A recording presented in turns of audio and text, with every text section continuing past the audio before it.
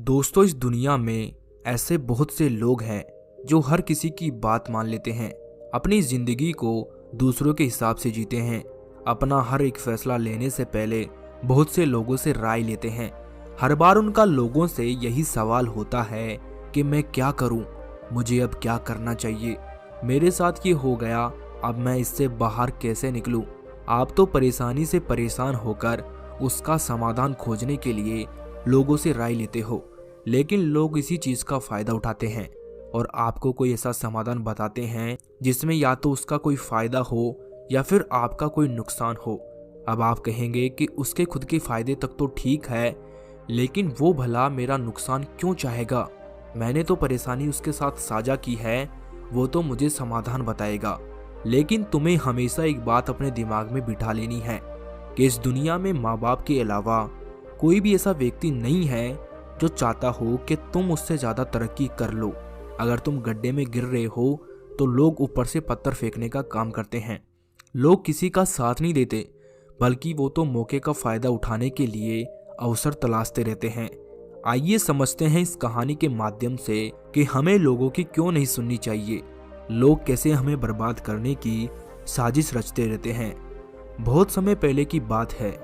एक नगर में एक साधु रहा करता था। उस साधु ने उस नगर के बाहर नदी के किनारे एक आश्रम बना रखा था। उसके आश्रम में बहुत सारे शिष्य रहते थे। वो शिष्य उस साधु की खूब सेवा करते थे। उस नगर के सभी लोग उस साधु को बहुत मानते थे, उसकी भक्ति करते थे। लेकिन असलियत में वो साधु ढोंगी था। वो बस साधु होने का नाटक कर रहा था। उसका मकसद बस इतना सा था कि वो साधु का वेश धारण करके बड़े बड़े धनी व्यापारियों को ठग सके।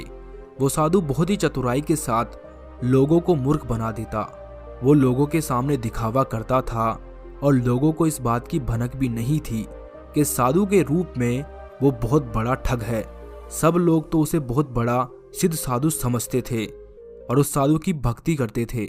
यहाँ तक कि उसके आश्रम के शिष्यों को भी उस साधु की असलियत का पता नहीं था। लेकिन कुछ शिष्य थे जो साधु का असली चेहरा पहचानते थे। वो शिष्य जानते थे कि साधु जैसा दिखावा करता है वैसा है नहीं।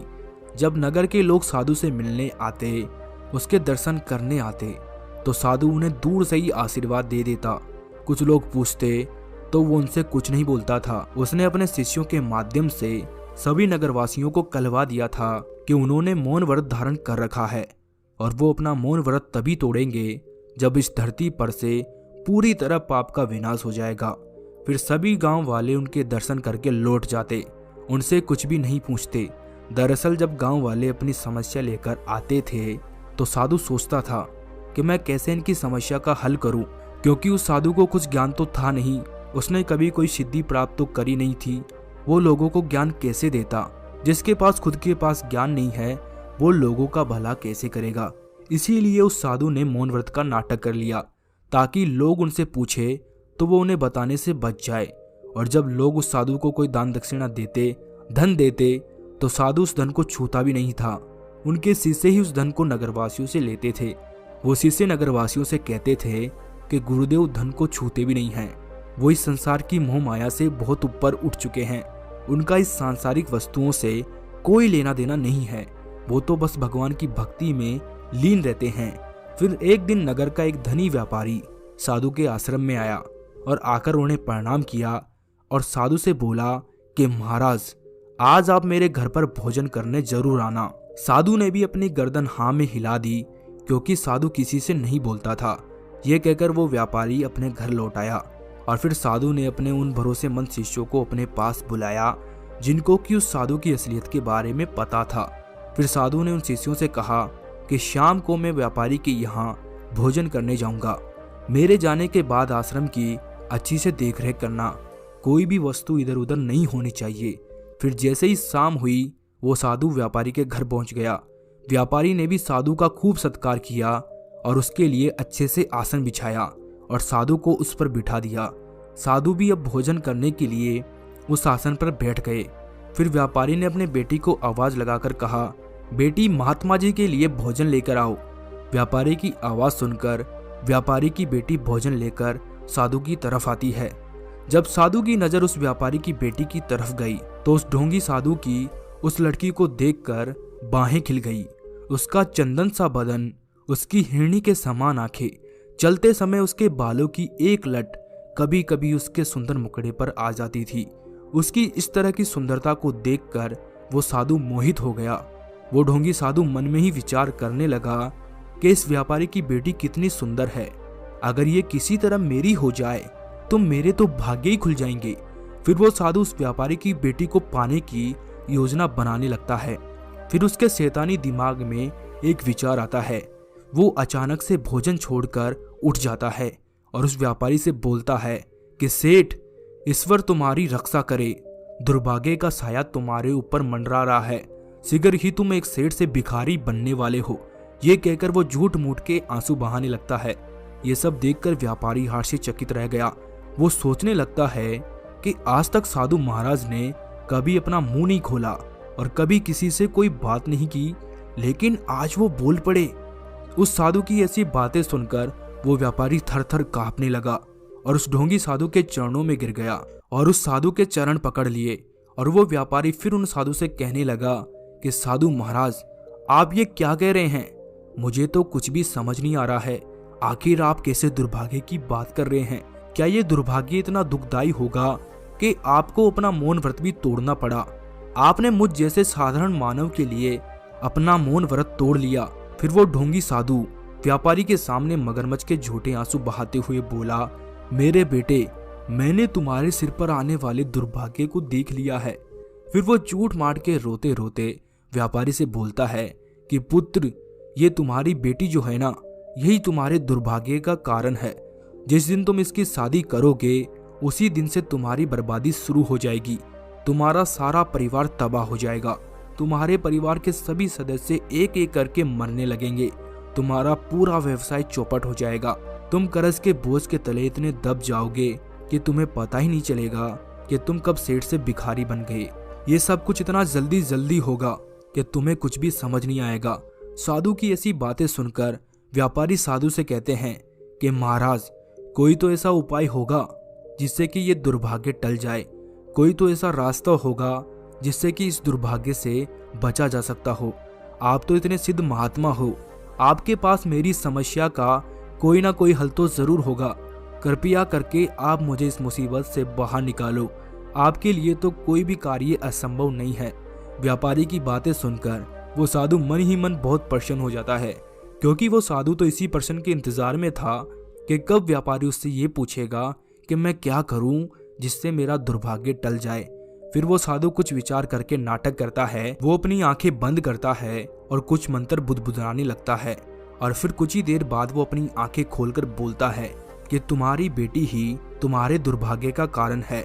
इसीलिए तुम्हें अपनी बेटी को एक बड़े से संदूक में बंद करके गंगा नदी में बहाना होगा और इस बात का भी ध्यान रखना होगा कि उस संदूक के ऊपर जलता हुआ चिराग रखना है।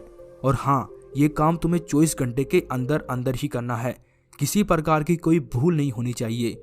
याद रहे, तुम्हें अपनी बेटी को त्यागना ही होगा, तभी तुम्हारा दुर्भाग्य टल सकता है। फिर ये कहकर वो ढोंगी साधु वहां उस व्यापारी के घर से भोजन किए बिना ही अपने आश्रम में लौट आया। वो ढोंगी साधु जानता था कि व्यापारी उसका अंधभक्त है। वो उस पर अंधा विश्वास करता है। उसे मेरी असलियत के बारे में कुछ भी पता नहीं है, इसीलिए वो व्यापारी वैसा ही करेगा जैसा मैंने उससे कहा है। उधर ढोंगी साधु के जाने के बाद व्यापारी को नींद नहीं आ रही थी। उसने भोजन भी नहीं किया।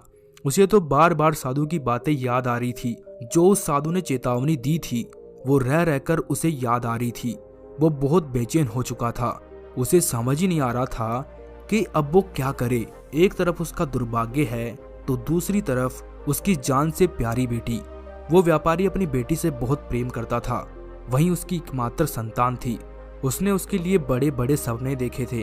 वो अपनी बेटी को अपने से दूर नहीं करना चाहता था और दूर देख भी नहीं सकता था। जब उस व्यापारी ने अपनी बेटी की आंखों में आंसू देखे तो उस व्यापारी का दिल दहल गया। अपनी बेटी के प्रति मोह ने उसे बार बार रोका, लेकिन फिर व्यापारी को अपनी जमा पूंजी गंवाने का भय सताने लगा। उसने बड़ी मेहनत करके ये सब कुछ हासिल किया था। वो इतनी आसानी से ये सब कुछ गंवाना नहीं चाहता था। एक तरफ तो व्यापारी को धन का मोह अपनी तरफ खींच रहा था, वहीं दूसरी तरफ उसकी बेटी के प्रति प्रेम उसकी बेटी को गंगा नदी में बहाने से रोक रहा था। वो पूरी रात इन सब के बारे में सोचता रहा। फिर आखिरकार उस व्यापारी ने फैसला कर ही लिया कि वो साधु की आज्ञा अनुसार ही काम करेगा। अगले दिन सुबह होते ही उसने एक बड़ा सा संदूक मंगवाया। जैसे ही उसकी बेटी ने ये संदूक देखा तो उसकी आंखों से आंसू रुके नहीं। वो तो बस अपने पिता की तरफ देखती रह गई कि उसके पिता उसे इस तरह से अपने से अलग ना करे। लेकिन पिता की खुशी के कारण उसने पिता से कुछ नहीं बोला। व्यापारी ने भी अपने दिल पर पत्थर रखकर अपनी बेटी को बुलाया और फिर उस संदूक में बैठने को कहा। वो व्यापारी की बेटी उस संदूक में बैठ गई। सेठ ने संदूक बंद कर लिया और साधु के कहे अनुसार उस संदूक के ऊपर चिराग जलाकर रख दिया और फिर उस संदूक को गंगा नदी में बहा दिया। और उधर वो ढोंगी साधु आश्रम पहुंचकर अपने शिष्यों से कह रहा था कि गंगा नदी में तुम्हें एक बहता हुआ संदूक मिलेगा, उसके ऊपर चिराग भी जला होगा।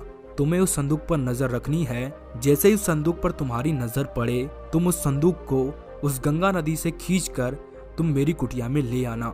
ध्यान रहे तुमसे किसी भी तरह की कोई भूल नहीं होनी चाहिए। शिष्य गुरु की बात सुनकर गंगा नदी के पास पहुंच गए और गुरु की आज्ञा अनुसार उस संदूक के आने की प्रतीक्षा करने लगे। वो सभी निगाह गड़ाए उस नदी की तरफ देख रहे थे। तभी एक राजकुमार उस नदी की तरफ से गुजर रहा था। उस संदूक को देखकर वो सोचता है कि ये संदूक कहाँ जा रहा है। वो नदी में जाकर उस संदूक को अपने पास लाता है और संदूक को खोलता है तो उसमें एक सुंदर लड़की निकलती है। राजकुमार को देखकर व्यापारी की बेटी रोने लगती है। फिर राजकुमार उस लड़की को कहता है कि तुम इस संदूक में क्या कर रही हो। राजकुमार की बात सुनकर वो व्यापारी की बेटी रोने लगी और राजकुमार को सारी बात बता देती है कि कैसे एक साधु उसके घर पर भोजन करने आया था। उसने उसे देखकर उसके पिता से कहा कि ये तुम्हारे दुर्भाग्य का कारण है। अगर मेरे पिता मुझे त्याग देंगे तो उनका दुर्भाग्य टल जाएगा। इसीलिए मेरे पिता ने मुझे इस संदूक में बंद कर गंगा नदी में छोड़ दिया। व्यापारी की बेटी की बातें सुनकर उस राजकुमार को बड़ा हास्य हुआ कि कोई पिता भला अपनी बेटी के साथ ऐसा कैसे कर सकता है। फिर उस राजकुमार ने निश्चय किया कि मैं इस लड़की को अपनी जीवन संगनी बनाऊंगा। फिर वो लड़की को अपने साथ एक मंदिर में ले गया और वहीं जाकर उससे शादी कर ली। फिर राजकुमार को साधु की नीयत पर संदेह हुआ कि आखिर साधु ने ऐसा क्यों कहा। फिर राजकुमार ने साधु का पता लगाने का निश्चय किया। वो सोच विचार करने लगा। तभी उसके मन में एक विचार आया। उसने अपने सेवकों से कहा कि तुम लोग जंगल में जाओ और एक गोरिल्ला पकड़कर यहाँ लाओ। राजकुमार की बात सुनकर सेवक तुरंत जंगल में गए और वहां से एक गोरिल्ला पकड़कर लेकर आए। फिर राजकुमार और सेवकों ने मिलकर उस गोरिल्ले को जबरदस्ती उस संदूक में बंद कर दिया और फिर उस संदूक पर एक ताला लगा दिया और फिर उस संदूक पर एक जलता हुआ चिराग रखकर उसे गंगा नदी में बहा दिया। उधर ढोंगी साधु के शिष्य बड़ी बेताबी से उस संदूक का इंतजार कर रहे थे। जैसे ही उन्होंने उस संदूक को देखा वे तुरंत नदी में कूद गए और उस संदूक को खींचकर किनारे पर ले आए। फिर उन्होंने उस संदूक को उठाया और गुरुदेव की कुटिया में पहुंचा दिया। जब साधु ने वो संदूक देखा तो वो बहुत खुश हुआ। वो खुशी के मारे अपने होठ चबाने लगा। अब वो ढोंगी साधु बेसब्री से रात होने का इंतजार करने लगा कि कब रात हो और कब वो उस व्यापारी की बेटी के साथ अपनी काम वासना शांत करे। वो साधु मन ही मन बहुत खुश हो रहा था। जैसे ही रात हुई साधु की खुशी का कोई ठिकाना नहीं रहा। वो तुरंत उस संदूक के पास गया। फिर उस साधु ने संदूक का ढक्कन खोला। जैसे ही उस ढोंगी साधु ने उस संदूक के ढक्कन को खोला तभी उसमें से एक भयानक गोरिल्ला चीखता हुआ बाहर निकला। इससे पहले कि साधु कुछ समझ पाता उससे पहले ही गोरिल्ला ने उसे पीटना शुरू कर दिया। उस ढोंगी साधु को थप्पड़ मार मार कर उस गोरिल्ले ने लहूलुहान कर दिया। गोरिल्ले ने उस ढोंगी साधु को इतना मारा कि वो चीखता हुआ बेहोश हो गया।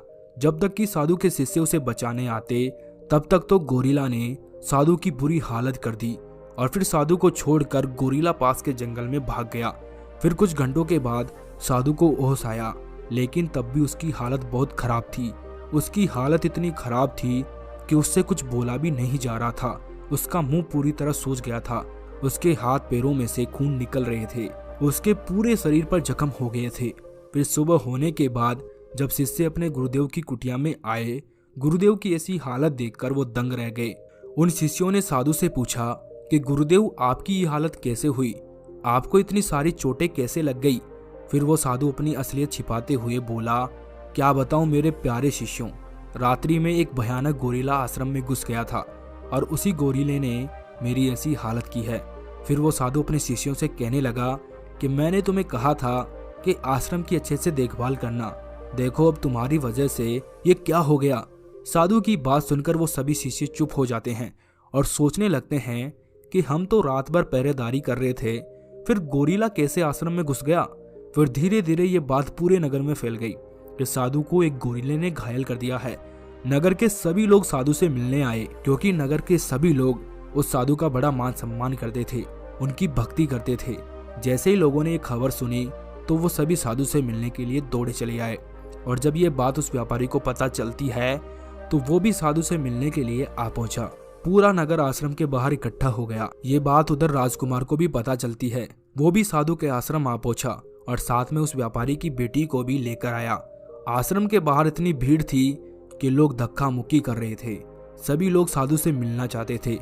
तभी वो राजकुमार उस भीड़ को चीरता हुआ साधु के पास पहुंचा और साधु को जाकर प्रणाम किया और साधु से पूछने लगा, महाराज आपकी ये हालत किसने की।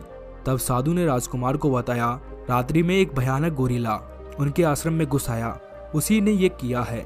साधु की बात सुनकर राजकुमार सब समझ गया था। उसे साधु का झूठ पता लग चुका था कि साधु झूठ बोल रहा है। फिर राजकुमार ने साधु से कहा कि महाराज आप सब कुछ सच बता रहे हैं या फिर मैं बताऊं कि गोरीला आपके आश्रम में कैसे आया।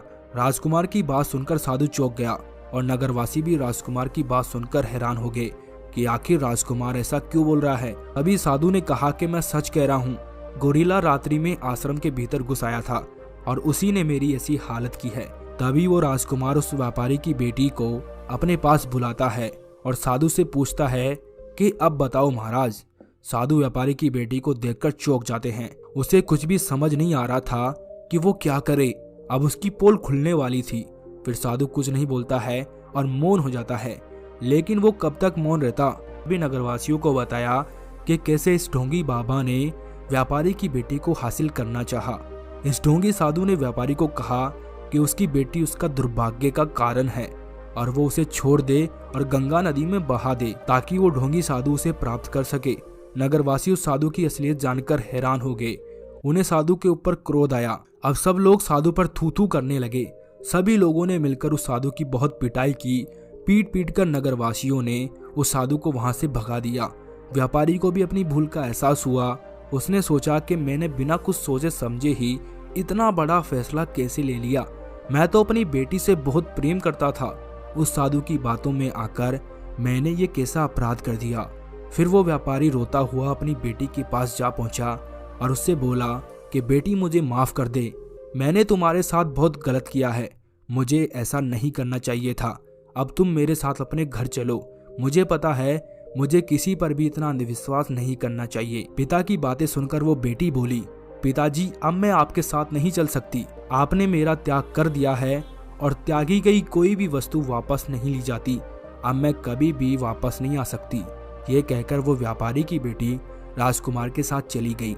उस व्यापारी को अपनी गलती पर पछतावा हुआ। उसने अपने आप से कहा कि ये मैंने क्या कर दिया। मैंने तो अपना सब कुछ खो दिया है।